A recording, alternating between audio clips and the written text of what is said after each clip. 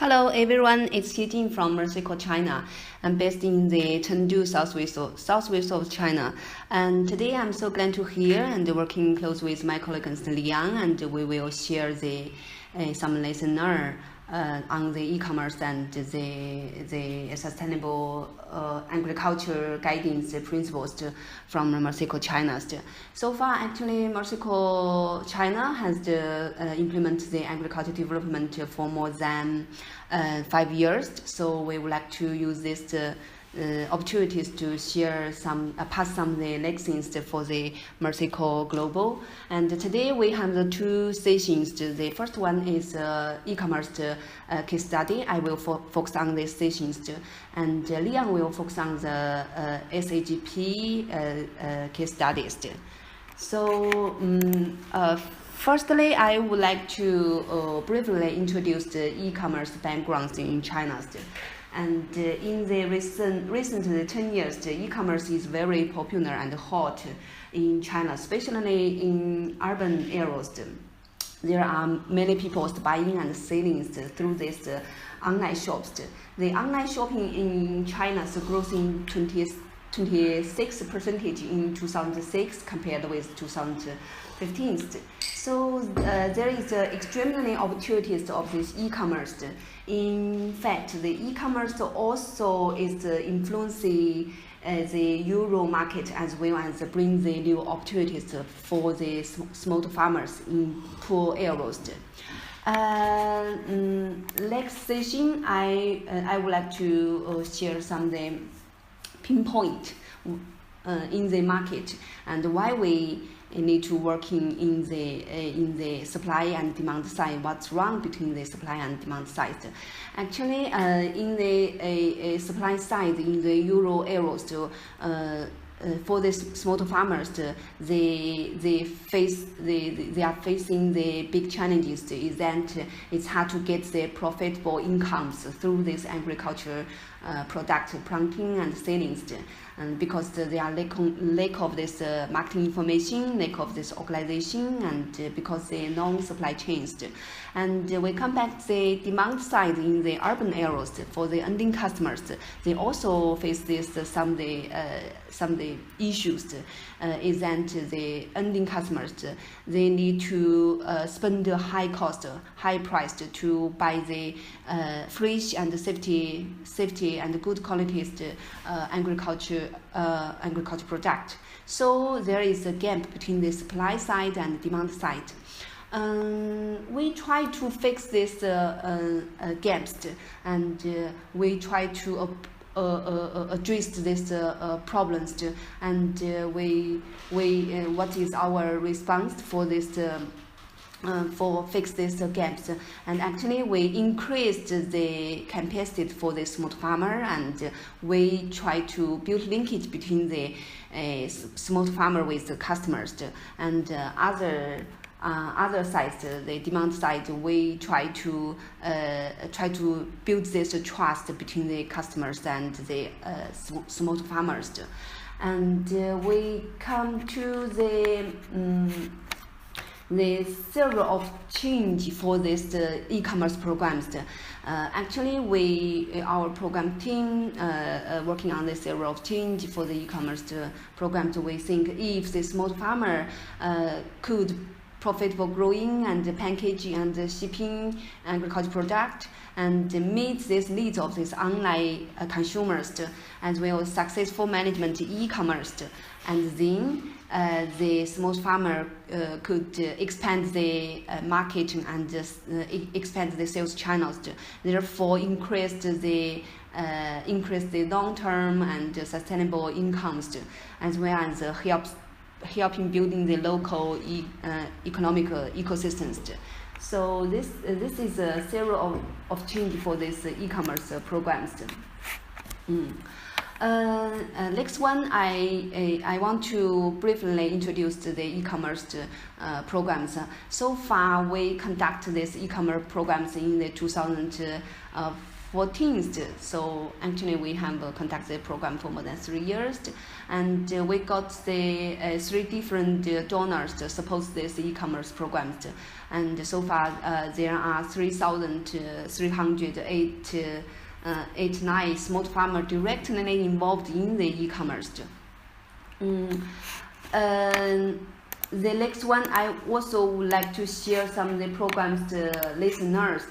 Actually, there are 3 key highlights for the e-commerce. The first one is marketing organizations. So if you want to conduct the e-commerce programs, in the beginning, the program team need to conduct the in-depth marketing assessment. This is a critical step for the programs. Actually, we could better understand the local market and value chains through this assessment. And otherwise, the program team could set up the relationship with the key actors of this value chains. And we also need to gather small farmer together and provide this capacity building for the cooperatives. And in other hands, we need to involve the youth or young farmer in the e-commerce programs. And the next one is we try to streamlining the supply chains, and we try to pass by the middlemen, shortage the supply chains, and let this small farmer and the farmer group gets the more profit from the sell the product. And the second highlight is the information exchange. And in the e-commerce programs, we try to introduce the informal and formal and informal communication tools for the small farmers, and especially informal communication tools such as WeChat and QQ, and this is social media tools. We introduced to the small farmers and teach them how to use these social media, how to connect with the key actor of this market, how to connect with the ending customers through this social media.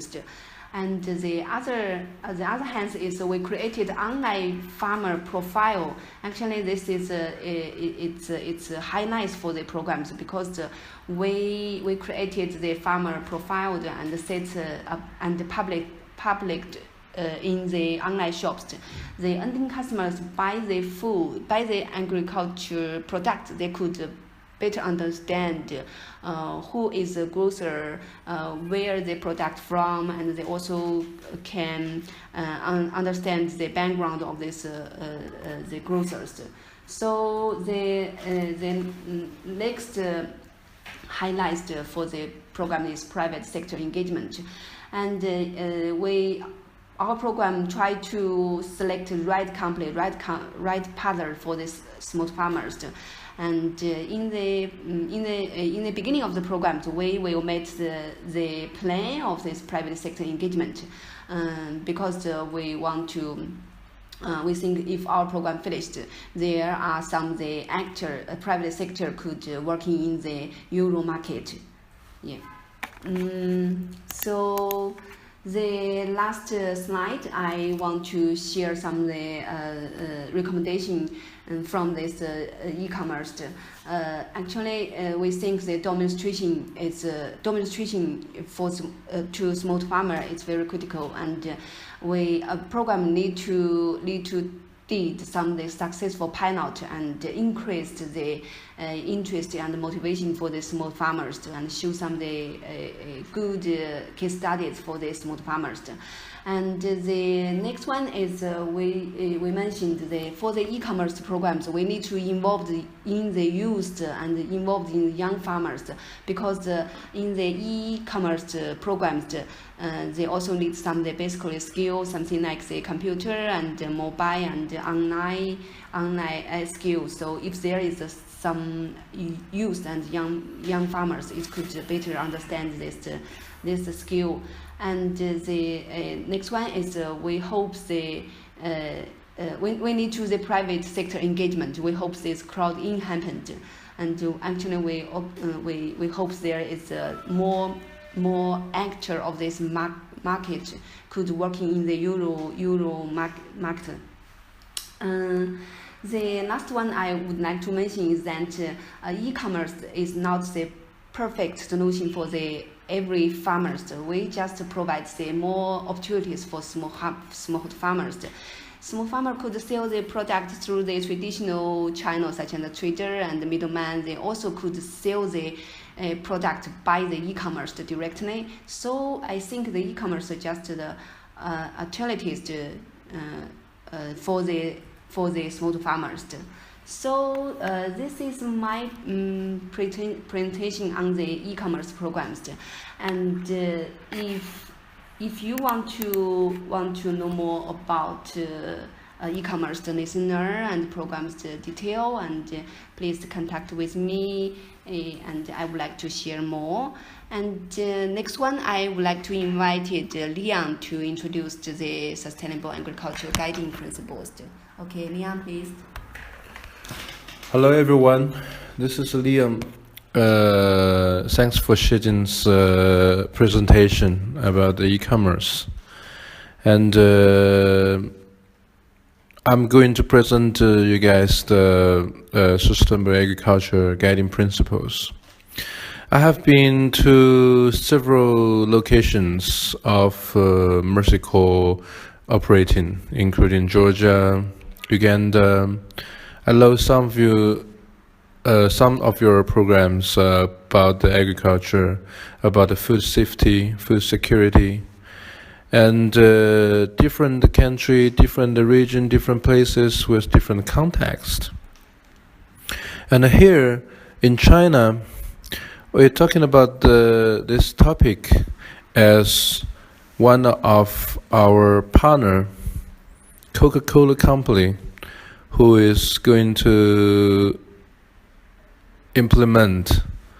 And this sustainable agriculture guiding principles is the internal standard of Coke that before the year of 2020, they will gradually stop sourcing materials from suppliers who not meet this standard, not pass the audit. So that's why we're going to help Coke to implement this. And also, the sustainable agriculture guiding principles is not a fixed chemical or physical exam or test of a certain agricultural products. It's a supplier or farm-based self-planning with self-monitoring, reporting, and evaluation. It's mainly in 3 categories, including human and workplace rights, environment, and the management system. So you can see from those 14 details, there are a lot of issues that are directly related with the farmer, and there are a lot of issues not directly with the farmers. And how can we do as a Mercy Corps assistant a big company like a Coke? This is a very good question that we have to think about before we're doing this. We understand our own value very clearly. That is, we are working very close to the producer, to the smallholder farmers, and we know what they are thinking about. We know what's they're paying for. And for doing this, we have to understand both expectations.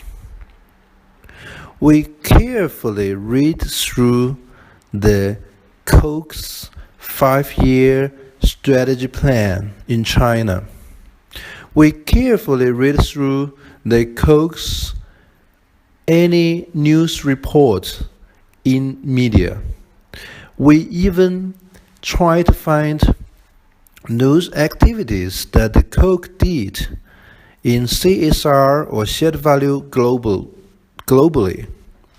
We understand that Coke working with their partner, including WWF, for water protection project in China. They're working also with Mercy Corps and other partners in Africa to improving the youth entrepreneurship.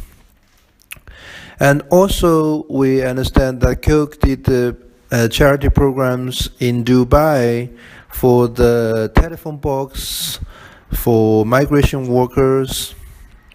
Those carefully check out of the backgrounds and the news reports of their programs help us understand what they are going to do exactly. What are the value Coke want to deliver? We understand that their slogan is we care. So their company care not only the human healthy, but of the environment, the earth, the water protection, everything that related with their production.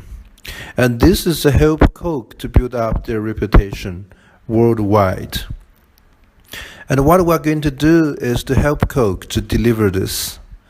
And also, from those background check, we understand the gap between their huge goal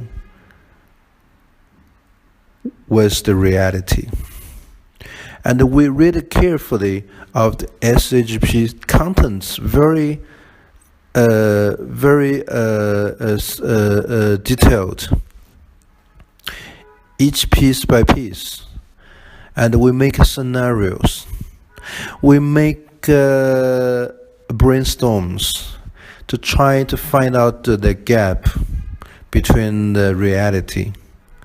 With those gaps, with those questions, we make a need assessment. We made a field assessment to ask farmers what they're thinking of this, to find out, to verify those gaps.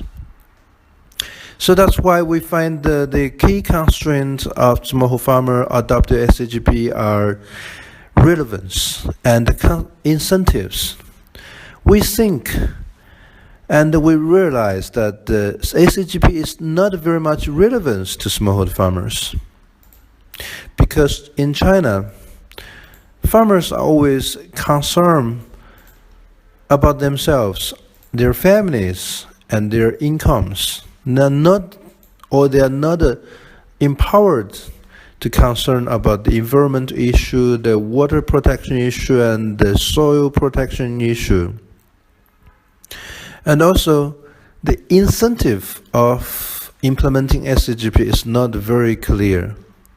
They didn't understand that is helping them to build a reputation, a good relationship, a long-term sales with the customers. So that's why we developed a farmers engagement model. This farmers engagement model are mainly 5 steps, which including improving farmers' organization, strengthening their field staff capacity, educational materials development, no-cost recording and data collection technology, and working with market players. In these 5 steps, I want to carefully focusing on educational materials as before our intervention.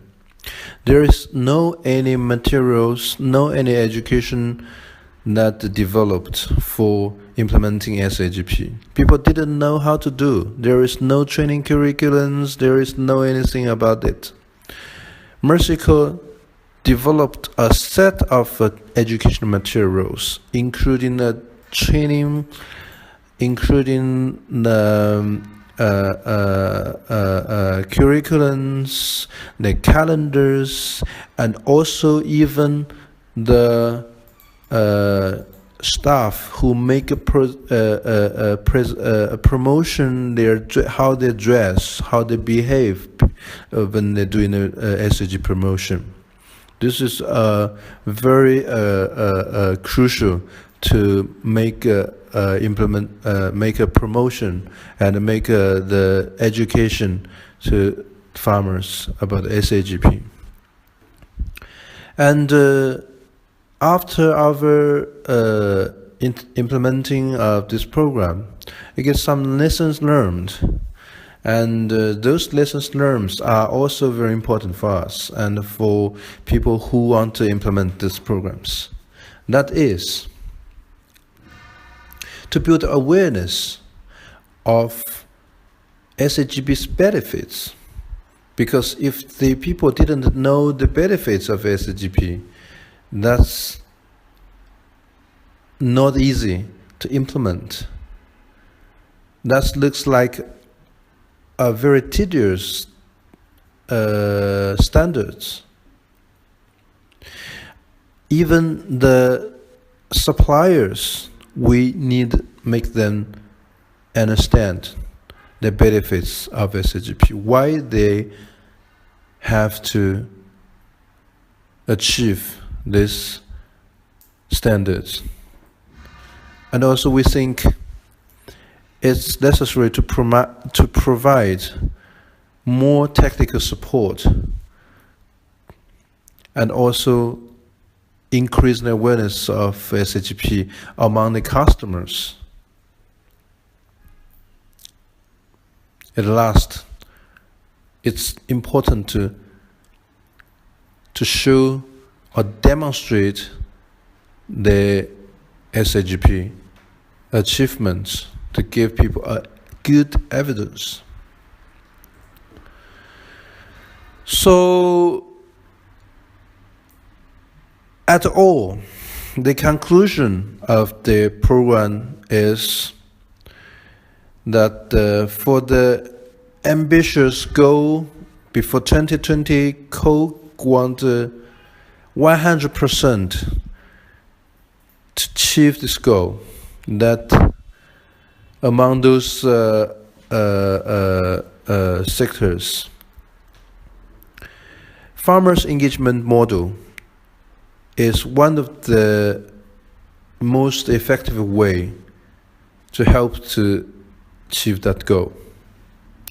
So if you are implementer or practitioner of this, or if you are going to do this in your country, you have to make it, put this into the soil of your own surrounding, to thinking about it, to make it the, how can I say, a match with the real needs of your farmers, suppliers, and enhance the communication with Coke, that to ensure our deliverables and our values of the programs. So that's all for the presentation. If you have any questions, you can contact me, you can reach me through my email. Thank you. Thank you, Nathan. Thank you.